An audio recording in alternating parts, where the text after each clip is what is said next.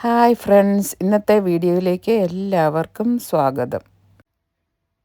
Hello, നമ്മൾ ഇന്നിപ്പോൾ ഇവിടെ നോക്കാൻ പോകുന്നത് ഇപ്പോൾ NHSൻ്റെ ഇപ്പോഴത്തെ ഒരു അവസ്ഥയെക്കുറിച്ചും അതുപോലെ തന്നെ നമ്മുടെ ഈ ഇന്ത്യയിൽ നിന്ന് അതായത് വിദേശങ്ങളിൽ നിന്ന് ഇങ്ങോട്ട് നേഴ്സുമാർക്ക് വരാനുള്ള ചാൻസിനെ കുറിച്ചുള്ള അതായത് ഈ റിപ്പോർട്ട് അനുസരിച്ച് ഇതിനുള്ള സാധ്യതകൾ എന്തേലും ഉണ്ടെന്നുള്ളതാണ് നമ്മളിവിടെ നോക്കുന്നത്. അതായത് NHSൻ്റെ ഒരു റിവ്യൂ റിപ്പോർട്ട് ഈ പിന്നെ അവരൊരു റിവ്യൂ നടത്തിയായിരുന്നു. ലോർഡ് ഡാസയെ നിയമിച്ച് ലോർഡ് ഡാസ് നടത്തിയ ഒരു റിവ്യൂ റിപ്പോർട്ടും പ്രകാരം അതിനെക്കുറിച്ചുള്ള NHSൻ്റെ ഒരു ഒരു അവലോകനമാണ്. അത് എങ്ങനെ അതിൻ്റെ പ്രവർത്തനങ്ങൾ പോകുന്നത്, എങ്ങനെ അതിനെ റീഫോം ചെയ്തെടുക്കാം എന്നുള്ള കാര്യങ്ങളെക്കുറിച്ചൊക്കെയാണ് പറഞ്ഞിരിക്കുന്നത്. അപ്പോൾ നമുക്കറിയാം, കെയർ സ്റ്റാമർ ഭരണത്തിൽ വന്ന ഉടനെ തന്നെ കെയർ സ്റ്റാമർ പറഞ്ഞത് NHS ബ്രോക്കൺ ആണ്, അതായത് NHS in A critical condition എന്നാണ് പറഞ്ഞത്. കഴിഞ്ഞ 14 വർഷത്തെ കൺസർവേറ്റീവിൻ്റെ ഭരണത്തിന് കീഴിൽ NHS വളരെയധികം തകർന്നിരിക്കുകയാണെന്നുള്ളതാണ് പറഞ്ഞിരിക്കുന്നത്. NHSൻ്റെ കോവിഡ് കാലത്ത് NHSൻ്റെ നടത്തിപ്പിലുണ്ടായ പല പാകപ്പിഴകളും ഇതിന് കാരണമായി എന്നുള്ളതും പറയുന്നുണ്ട്. അത് ഈ NHSൻ്റെ റിവ്യൂ കമ്മിറ്റിയുടെ റിപ്പോർട്ട് ഇപ്പോൾ ഈ സെപ്റ്റംബറിലാണ് വന്നിരിക്കുന്നത്. അപ്പോൾ അതിലുള്ള പ്രധാനപ്പെട്ട, അതായത് ഈ റിപ്പോർട്ട് വന്ന ഉടനെ കീർ സ്റ്റാമർ പറഞ്ഞത് NHS should reform or die എന്നാണ്. അപ്പം NHSലേക്ക് കൂടുതൽ ഫണ്ടല്ല അനുവദിക്കുന്നത്, NHS റീഫോം ചെയ്യണം, അതിനുള്ള മാർഗങ്ങളാണ് നോക്കേണ്ടതെന്നാണ് പറഞ്ഞേക്കുന്നത്. പിന്നെ അവർ പറഞ്ഞിരിക്കുന്നത്, ഇപ്പോഴത്തെ ഈ NHSൻ്റെ ഈ തകർച്ച അത് NHSലുണ്ടായ കുഴപ്പങ്ങൾ കൊണ്ട് മാത്രമല്ല ഉണ്ടായിരിക്കുന്നത്, അതിന് വേറെ പല കാര്യങ്ങളും കോൺട്രിബ്യൂട്ട് ചെയ്തിട്ടുണ്ടെന്നുള്ളതാണ് പറഞ്ഞേക്കുന്നത്. കഴിഞ്ഞ 15 വർഷമായിട്ട് ഈ ഉണ്ടായിട്ടുള്ള പല കാര്യങ്ങളും, അതായത് poor quality housing, low income, insecure employment, ഇങ്ങനെയുള്ള കാര്യങ്ങളെല്ലാം അത് രാജ്യത്തെ റോങ് ഡയറക്ഷനിലേക്ക്, ഹോസ്പിറ്റലിനെ NHSനെ റോങ് ഡയറക്ഷനിലേക്ക് നയിച്ചു എന്നാണ് പറയുന്നത്. ഈ ഒരു കാലയളവിൽ പലതരത്തിലുള്ള ലോങ് ടേം കണ്ടീഷൻസ് വളരെയധികം കൂടിയിട്ടുണ്ട്.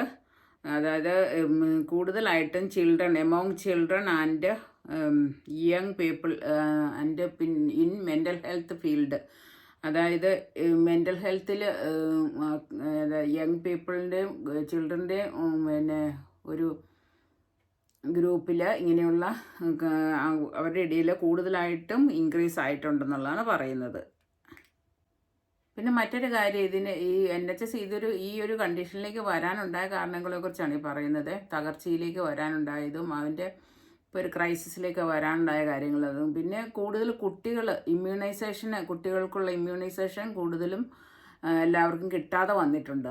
അതെങ്ങനെയാണ് സാധാരണ ഒരു റൊട്ടീനായിട്ട് ചെയ്യുന്നതാണ്. അപ്പോൾ ഈ കോവിഡും അതുപോലുള്ള പല കാര്യങ്ങളും ഇതിന് കോൺട്രിബ്യൂട്ട് ചെയ്തിട്ടുണ്ടായിരിക്കും. അങ്ങനെ ചിൽഡ്രന് ഇമ്മ്യൂണൈസേഷൻ കിട്ടാതെ വന്നിട്ടുണ്ട്. പിന്നെ പറയുന്നത് കൂടുതലായിട്ടും പീപ്പിള് സ്ക്രീനിങ് പ്രോഗ്രാമിലൊക്കെ പങ്കെടുക്കുന്നത് കുറഞ്ഞു. അതായത് ബ്രസ്റ്റ് സ്ക്രീനിങ് ഉണ്ടല്ലോ, ക്യാൻസർ ബ്രസ്റ്റ് സ്ക്രീനിങ്, അങ്ങനെയുള്ള സ്ക്രീനിങ് പ്രോഗ്രാമിലൊക്കെ പങ്കെടുക്കും. അപ്പോൾ ഇങ്ങനെയൊക്കെയുള്ള കാരണങ്ങൾ കൊണ്ട് ആൾക്കാർക്ക് കൂടുതൽ അസുഖങ്ങൾ ഉണ്ടായിക്കൊണ്ടിരിക്കും. ഇപ്പോൾ സ്ക്രീനിങ് ഒന്നും നടത്തിയില്ലെങ്കിൽ, സ്ക്രീനിങ് ഒക്കെ നടത്തുന്ന സമയത്ത് കുറേ കൂടെ കണ്ടുപിടിക്കും അസുഖങ്ങളൊക്കെ. അങ്ങനെ നമുക്ക് കുറേയൊക്കെ ഏർലി സ്റ്റേജിലൊക്കെ കണ്ടുപിടിച്ച് കഴിഞ്ഞാൽ പ്രിവെൻറ്റ് ചെയ്യാൻ പറ്റും. പക്ഷേ ഇതിപ്പോൾ ഇങ്ങനെ കണ്ടുപിടിക്കാൻ പറ്റാത്തതുകൊണ്ട് അത് കൂടുതൽ വഷളായിക്കൊണ്ടിരിക്കുന്ന ഒരു കൂടുതൽ ട്രീറ്റ്മെൻറ്റ് കാര്യങ്ങളൊക്കെ ആവശ്യമാകുന്ന ഒരു കണ്ടീഷനിലേക്ക് വരും. അതുപോലെ തന്നെ ഇമ്മ്യൂണൈസേഷൻ എടുക്കാത്ത കുട്ടികൾക്ക് കൂടുതൽ അസുഖങ്ങൾ വന്നുകൊണ്ടിരിക്കും. അങ്ങനെയുള്ള കാര്യങ്ങളൊക്കെ ഈ NHSൻ്റെ ഒരു ക്രൈസിസിന് കാരണമായിട്ടുണ്ടെന്നുള്ളതാണ് പറയുന്നത്. ഇപ്പോഴത്തെ ഒരു അവസ്ഥ എന്ന് പറഞ്ഞു കഴിയുമ്പോൾ, പ്രത്യേകിച്ചും കോവിഡ് സമയം മുതൽ അത് കഴിഞ്ഞിട്ടുള്ള ഒരു അവസ്ഥ എന്ന് പറഞ്ഞാൽ, ഇപ്പോൾ ജനങ്ങളൊക്കെ ഒരു GP കാണാൻ വേണ്ടിയിട്ടും വളരെയധികം ലോങ് വെയിറ്റിംഗ് ആണ് വരുന്നുണ്ട്. ഹോസ്പിറ്റൽ അപ്പോയിൻമെൻറ്റ് വളരെയധികം ലോങ് വെയിറ്റിംഗ് ആണ്. അത് പണ്ടൊക്കെ GP ഒക്കെ കാണാൻ കുറേ കൂടെ ഈസി ആയിട്ട് നമുക്ക് GP അപ്പോയിൻമെൻറ്റ് കിട്ടുമായിരുന്നു. ഇപ്പം വളരെയധികം ബുദ്ധിമുട്ടാണ് GP അപ്പോയിൻമെൻറ്റ് കിട്ടുവാനായിട്ട്. അതായത് കോവിഡ് സമയത്ത് നമുക്ക് ഫേസ് ടു ഫേസ് അപ്പോയിൻമെൻറ്റ് ഒന്നും ഉണ്ടായിരുന്നില്ല. ഇപ്പോൾ പിന്നെ സ്ലോലി അവരെ കുറച്ചൊക്കെ ഫേസ് ടു ഫേസ് അപ്പോയിൻമെൻറ്റ് തന്നു. ഇപ്പം GPയുടെ ഒരു അപ്പോയിൻമെൻറ്റ് കിട്ടാൻ തന്നെ വളരെയധികം വെയിറ്റിംഗ് ടൈമാണുള്ളത്. അതുപോലെ പല കമ്മ്യൂണിറ്റി സർവീസസും എഫിഷ്യൻ്റായിട്ട് ചെയ്യാനായിട്ട് പറ്റുന്നില്ല. ലോങ് വെയിറ്റിംഗ് ആണ് അതിനുള്ളത്. ഫിസിയോയ് അതുപോലെയുള്ള ഓരോ കാര്യങ്ങൾ കമ്മ്യൂണിറ്റിയിൽ അവർ ഹോസ്പിറ്റലിൽ നിന്ന് റെഫർ ചെയ്താലും അത് വളരെയധികം ഡിലേ ആണ്.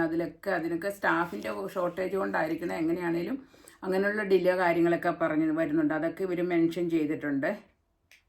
അതുപോലെ തന്നെ A N E is in an awful state എന്നാണ് പറഞ്ഞിരിക്കുന്നത്. അത് എ.എൻ.ഇയുടെ പ്രവർത്തനം വളരെയധികം മോശമായിട്ടിട്ടുണ്ട്. വളരെയധികം ഇപ്പോൾ എ.എൻ.ഇയിലൊക്കെ ചെന്ന് കഴിഞ്ഞാൽ നമുക്ക് തന്നെ അനുഭവമുണ്ട്.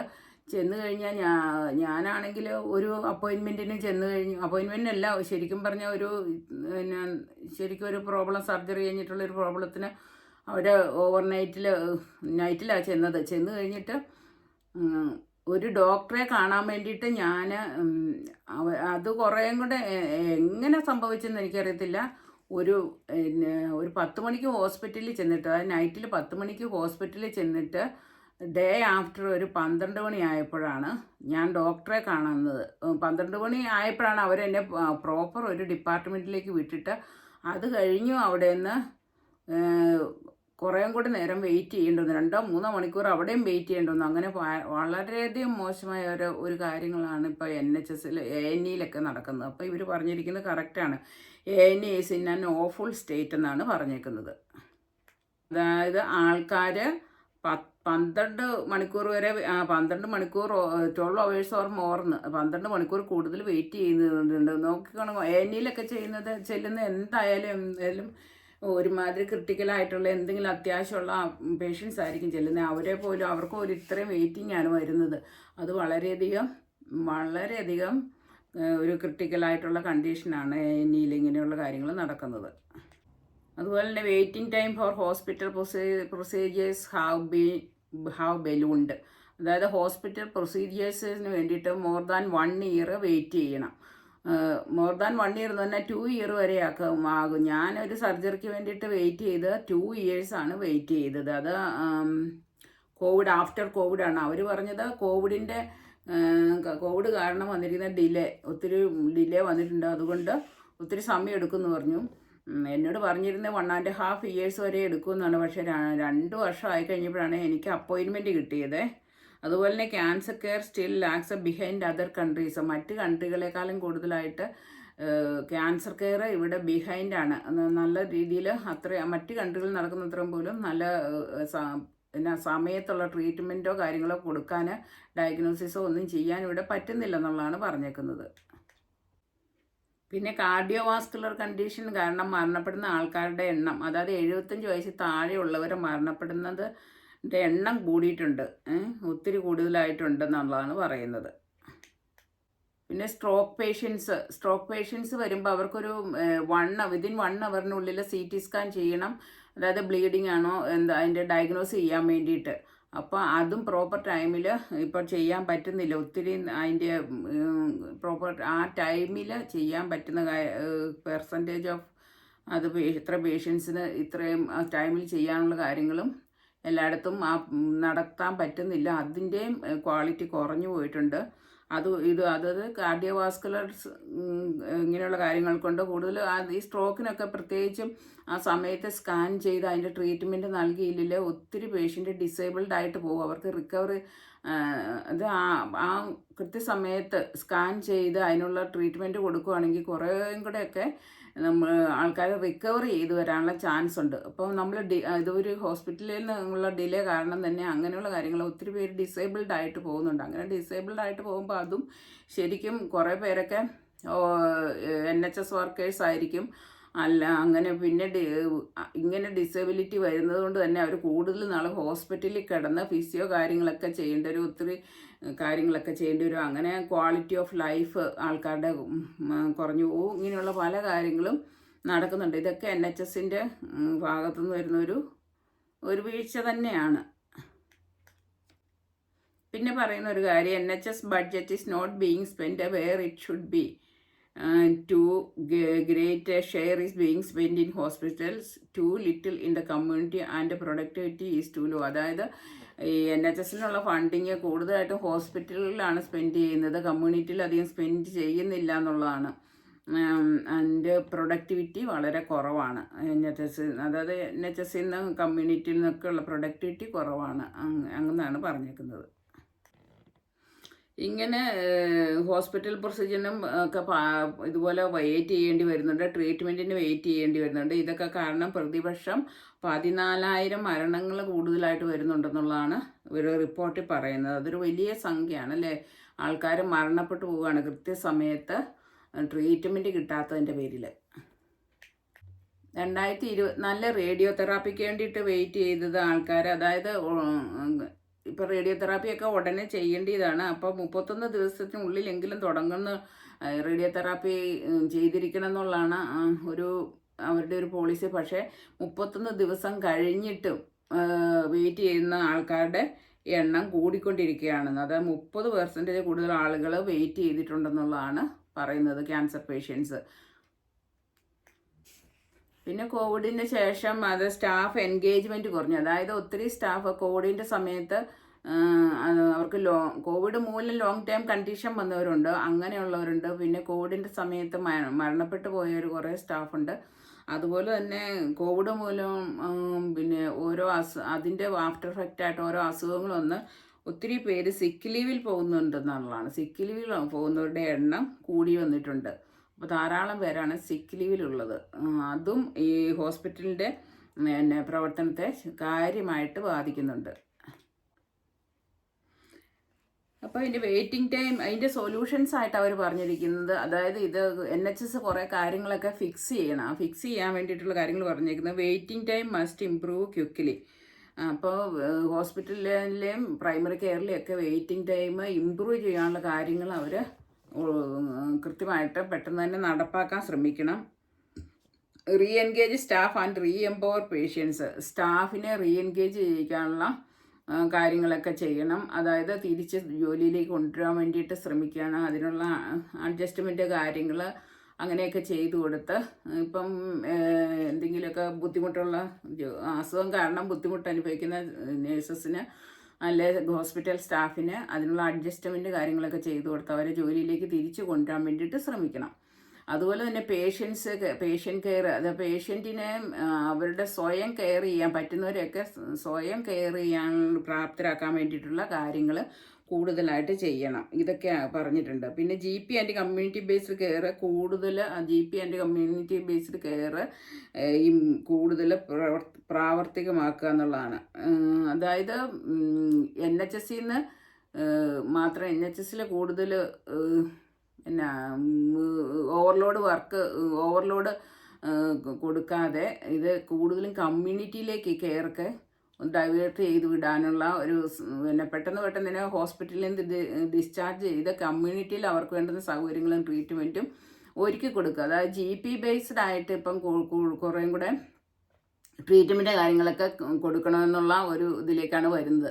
അത് നല്ലതാണ്. കാരണം ഹോസ്പിറ്റലിലേക്ക് അവർ റെഫർ ചെയ്ത് കഴിഞ്ഞാൽ പിന്നെ വളരെയധികം കാലം വെയിറ്റ് ചെയ്യേണ്ടി വരുന്നുണ്ട്. അപ്പോൾ GPയിൽ കൂടുതൽ സൗകര്യങ്ങൾ ഉണ്ടാക്കി അവിടെ കുറേയൊക്കെ ട്രീറ്റ്മെൻറ്റ് അത്യാവശ്യം ഒത്തിരി കോംപ്ലിക്കേറ്റഡ് അല്ലാത്ത ആയിട്ടുള്ള ട്രീറ്റ്മെൻറ്റൊക്കെ കൊടുക്കണം. അത് പിന്നെ ഹോസ്പിറ്റലിന് NHSന് ഹെൽപ്പാകും.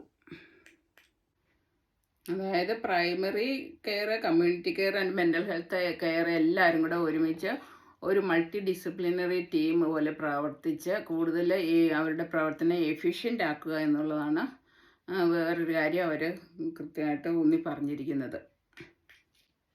അപ്പോൾ ഇങ്ങനെയുള്ള കാര്യങ്ങളൊക്കെ ചെയ്ത് NHSൻ്റെ പ്രൊഡക്ടിവിറ്റി കൂട്ടുക, NHSനെ റീഫോം ചെയ്യുക എന്നുള്ളൊരു റെക്കമെൻഡേഷനാണ് ഈ റിപ്പോർട്ടിൽ കൂടെ ലോർഡ് ഡാർസി നൽകിയിരിക്കുന്നത്. അപ്പോൾ ഇതനുസരിച്ചുള്ള കാര്യങ്ങളാണ് ഇപ്പം സർ കീർ സ്റ്റാമർ നമ്മുടെ പ്രധാനമന്ത്രി അതിനനുസരിച്ചുള്ള കാര്യങ്ങൾ ചെയ്യുവാനാണ് നടപ്പിലാക്കുവാനാണ് പോകുന്നതെന്നാണ് പറഞ്ഞിരിക്കുന്നത്.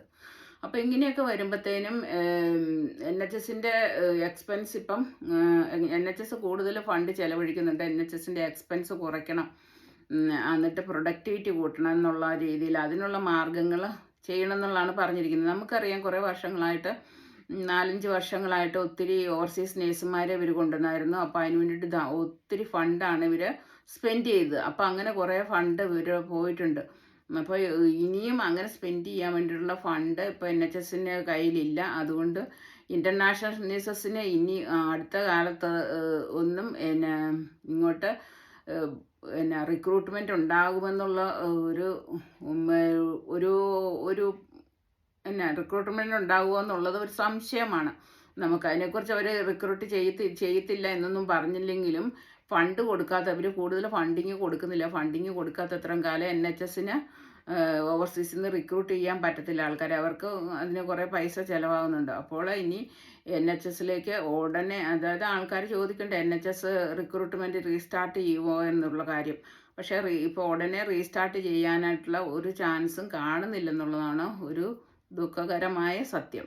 അപ്പോൾ എല്ലാവരും അതിന് വേണ്ടിയിട്ട് ഇപ്പോൾ OET ഒക്കെ പാസ്സാകാത്തവരൊക്കെ ശരിക്കും പറഞ്ഞാൽ ഇപ്പോൾ NHSൽ അല്ല, അവിടെ നാട്ടിലെ ഹോസ്പിറ്റലിൽ നല്ല ഹോസ്പിറ്റലുകളിൽ എക്സ്പീരിയൻസ് എടുക്കുക. നല്ല എക്സ്പീരിയൻസ് ഉള്ളവർക്കൊക്കെ ഇനി ഇവർ കുറച്ച് വർഷങ്ങൾ കഴിയുമ്പോൾ റീസ്റ്റാർട്ട് ചെയ്യാതിരിക്കത്തില്ല. അങ്ങനെ റീസ്റ്റാർട്ട് ചെയ്യുമ്പം നല്ല എക്സ്പീരിയൻസ് ഉള്ളവർക്കൊക്കെ ഇവിടെ കിട്ടാനായിട്ട് നല്ല ചാൻസാണ്. അപ്പോൾ അങ്ങനെയുള്ള നല്ല എക്സ്പീരിയൻസ്, നല്ല ഹോസ്പിറ്റലിൽ നല്ല എക്സ്പീരിയൻസ് എടുക്കുക, ലാംഗ്വേജ് ഇമ്പ്രൂവ് ചെയ്യുക, അങ്ങനെയുള്ള കാര്യങ്ങളിൽ ശ്രദ്ധിക്കുക എന്നുള്ളതാണ് ഇപ്പോൾ പറയാനുള്ളത്. അല്ലാതെ ഇപ്പോൾ ഉടനെ ഇപ്പം ഇങ്ങോട്ട് റിക്രൂട്ട്മെൻറ്റ് ഉണ്ടാകുമെന്ന് നമുക്ക് തോന്നുന്നില്ല. ഇനി അടുത്ത ബഡ്ജറ്റ് വരുന്നത് ഈ ഒക്ടോബറിലാണ്.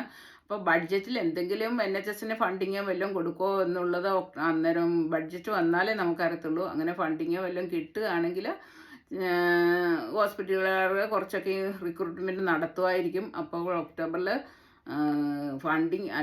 ബഡ്ജറ്റ് വരുന്നത് നമുക്ക് എപ്പോഴാണെന്നുള്ളത്, ബഡ്ജറ്റിൽ എന്താ വരുന്നതെന്നുള്ളത് നമുക്ക് നോക്കാം.